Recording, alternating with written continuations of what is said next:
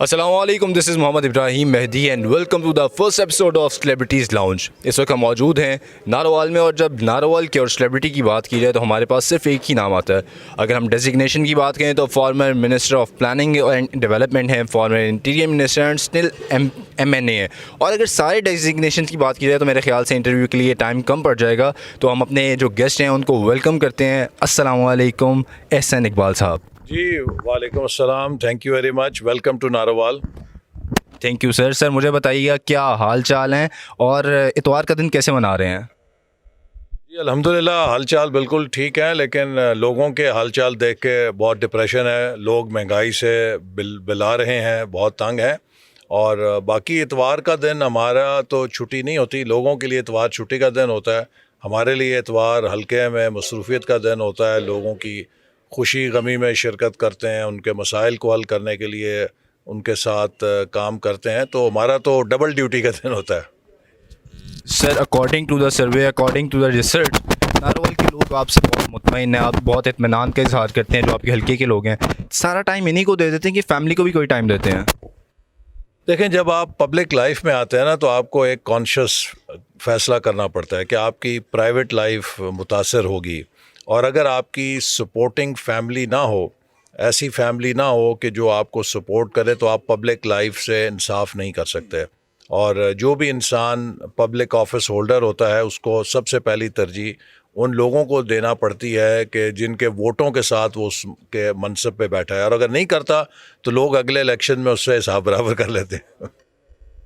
سر آپ کی پہلے کی لائف پہ چلتے ہیں۔ یو ای ٹی سے آپ نے انجینئرنگ کی، پھر یونیورسٹی آف پنسلوینیا سے ایم بی اے کیا، دونوں لائن بالکل چینج ہیں، انجینئرنگ کو پرسو کیوں نہیں کیا؟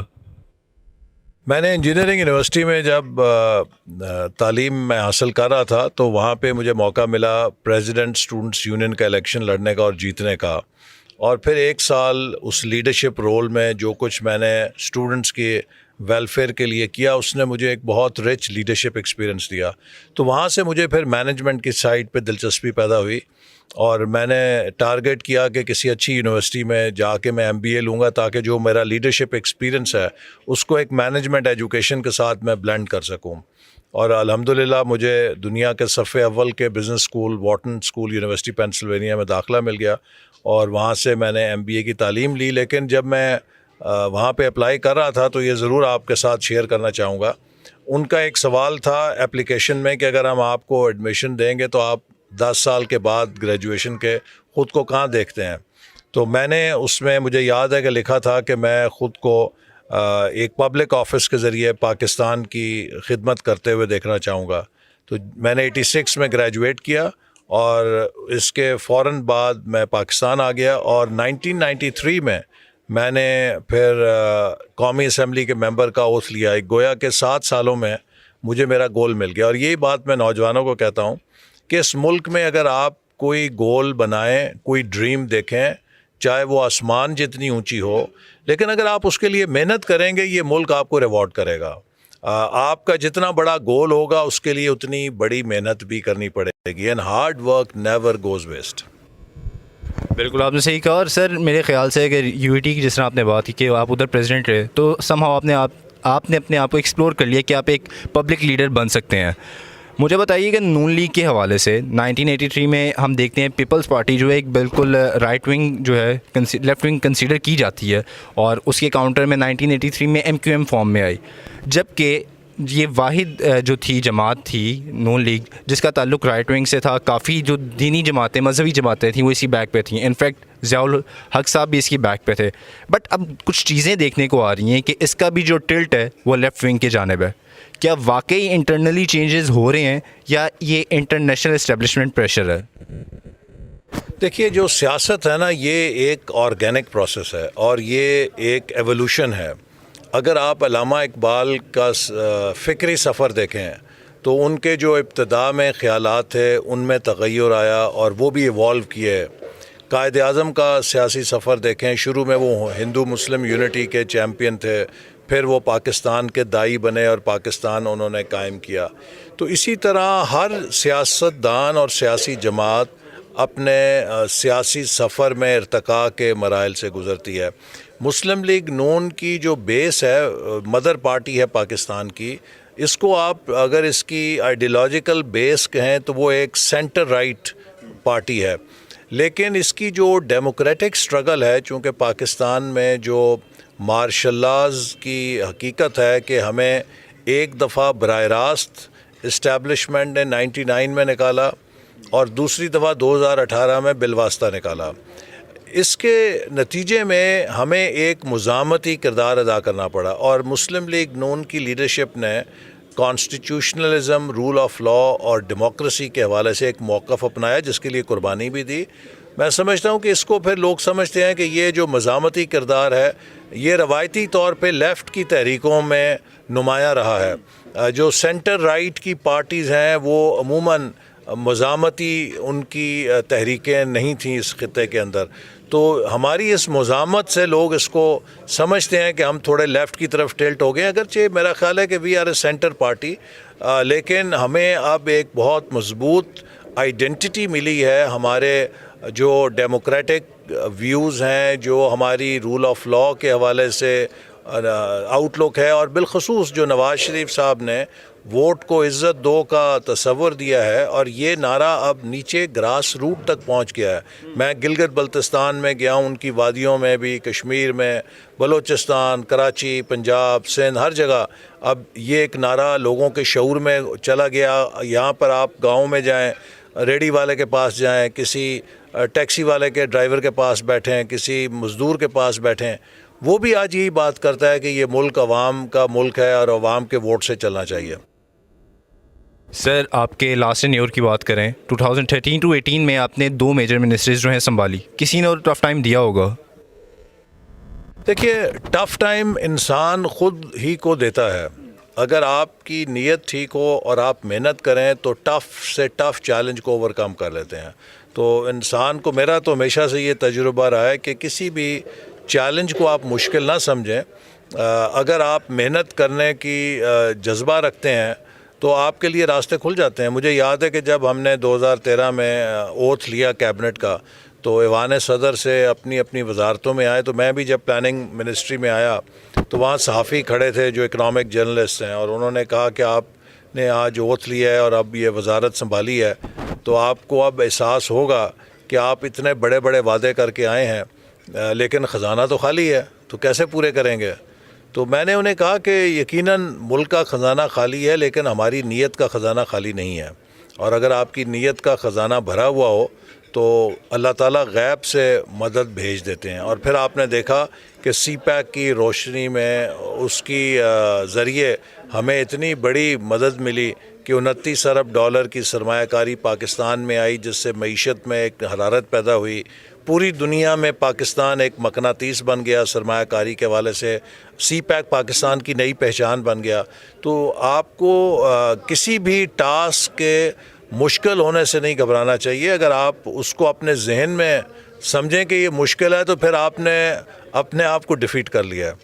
آپ کی آؤٹ لک میں اسے آپ سمجھیں کہ یہ ڈویبل ہے، اور بڑے سے بڑے ٹاسک کو بھی اگر آپ مینیجیبل بنائیں گے، چھوٹے چھوٹے ٹاسک میں بریک کریں گے، تو آپ K2 کی پہاڑی پہ بھی چڑھ جائیں گے. دیکھیں نا، جو ماؤنٹ ایوریسٹ یا K2 سر کی جاتی ہے وہ ایک جست کے ساتھ نہیں عبور ہوتی، اس پہ اسمال سٹیپس ہیں. آپ step by step you climb heights of K2 اور ماؤنٹ ایوریسٹ. تو یہ ایک بہت زندگی کا فلسفہ ہے. گھبرانا نہیں چاہیے، خان صاحب کہتے ہیں، لیکن بعض جگہ گھبرانا بھی چاہیے.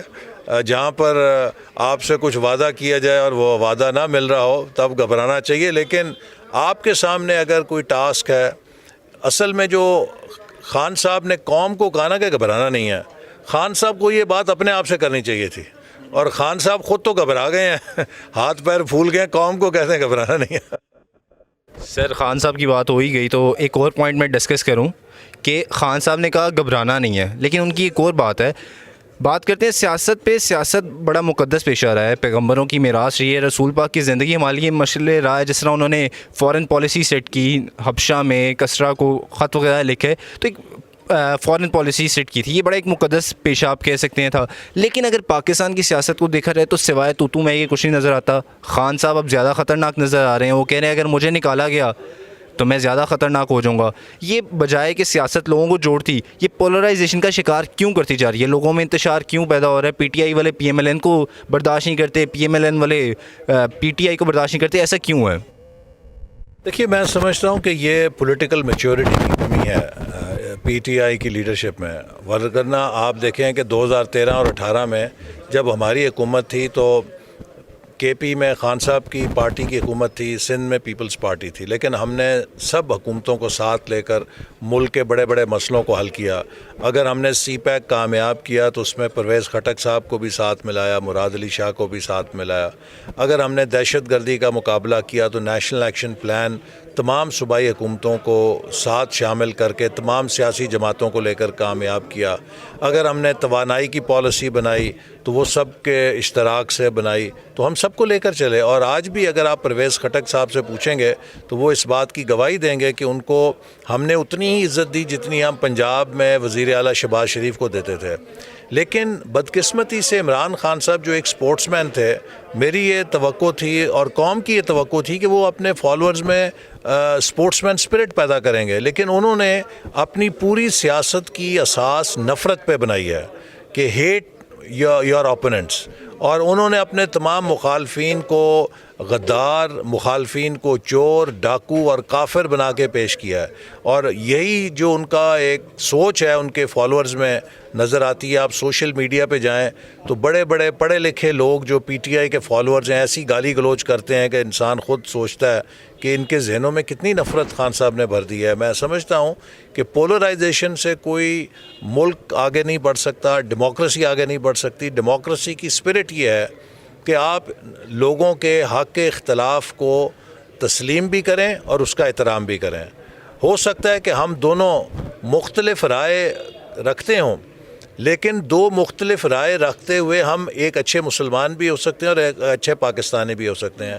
لیکن اگر میں یہ سوچوں کہ میری رائے سے آپ اگر اتفاق نہیں کریں گے تو آپ اچھے پاکستانی بھی نہیں اور اچھے مسلمان بھی نہیں, تو پھر مجھے خود اپنے ذہن اور سوچ کا علاج کرنا چاہیے. یہ صحت مند سوچ نہیں ہے. سر بڑا مختصر جواب چاہوں گا. پی ڈی ایم کا آج کل چرچا ہے, سپوز اگر نون لیگ اقتدار میں نہیں آتی تو آپ کی سپورٹ کس کے ساتھ ہے؟ بلاول کے ساتھ ہے کہ مولانا فضل الرحمان کے ساتھ ہے؟ نہیں, میری سپورٹ تو اپنی جماعت کے ساتھ ہے. انشاءاللہ اگلا تو اب جو بھی انتخابی مرحلہ ہوگا, اب تو جو رائے عامہ کے جتنے سروے ہیں وہ یہ کہہ رہے ہیں کہ مسلم لیگ نون پاکستان کی سب سے پاپولر جماعت ہے اور نواز شریف صاحب سب سے پاپولر لیڈر ہیں. تو اگلا جو بھی انتخابی مرحلہ ہوگا اس میں ہمیں امید ہے انشاءاللہ کہ ہم دوبارہ ملک کی باغ دوڑ سنبھالیں گے اور پاکستان کو پھر سے ترقی کے راستے پہ گامزن کریں گے انشاءاللہ. سر ہمارا ایک سیگمنٹ ہے ریپڈ فائر راؤنڈ, ہم آپ سے پوچھیں گے اور فوراً اس کا جواب لیں گے. سر اگر نون لیگ کی حکومت آتی ہے, اگلا وزیر اعظم مریم نواز کے شہباز شریف؟ اگلا وزیر اعظم وہی ہوگا جسے پارٹی نامزد کرے گی. Favourite cuisine? فیوریٹ کوزین ساگ اور مکئی کی روٹی. فیوریٹ میوزک کیوں رہا؟ فیوریٹ میوزک جو ٹریڈیشنل میوزک ہے, لیکن میں عربک میوزک کو بھی پسند کرتا ہوں. Okay. Favourite series on Netflix? Favourite series آج کل تو قرلس عثمان دیکھ رہا ہوں, لیکن وہ نیٹ فلکس پہ نہیں ہے. سر لاہور قلندر کے اسلام آباد United? I am with Pakistani players, جہاں پہ بھی وہ کھیل رہے ہیں. قلندرز بھی اپنی ٹیم ہے اور یونائٹیڈ بھی اپنی ٹیم ہے. پی ٹی آئی میں اچھے لوگ بھی ہیں, کوئی ایسا ممبر جس کو آپ پی ایم ایل این میں دعوت دینا چاہیں؟ نہیں, پی ٹی آئی کے اندر لیڈرز بھی اچھے ہیں کئی, اور ورکرز بھی اور سپورٹرز بھی ان کے بیچارے انوسینٹ بڑے پاکستانی ہیں. ان سب کو میں یہ دعوت دوں گا, کسی لیڈر کو نہیں, ہر پی ٹی آئی کے ووٹر کو دعوت دوں گا کہ پاکستان بنانے کے لیے اگلی دفعہ نون کے ساتھ چلیں.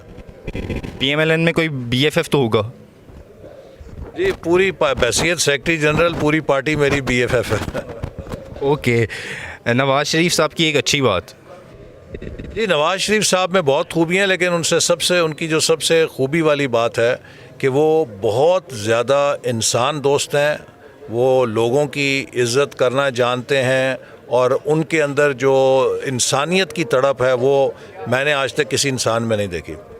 خامی بھی ہوگی کوئی؟ ان کی خامی یہی ہے کہ ان کی آنکھوں میں شرم بہت زیادہ ہے. وہ لوگوں کی جو غلطی بھی ہوتی ہے اس پہ انہیں ریپریمانڈ نہیں کر سکتے.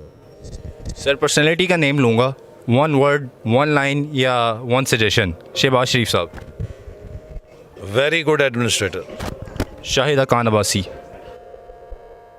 Very good friend and also a leader. Asif Ali Zardari. Asif Ali Zardari صاحب کو chairperson of Peoples Party. Maulana Fazal ur Rehman. Good politician and عالم.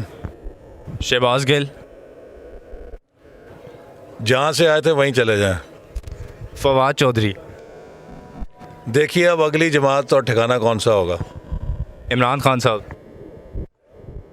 خان صاحب یہ گیم آپ کی نہیں ہے, ریٹائرڈ ہٹ ہو جائیں. شیخ رشید.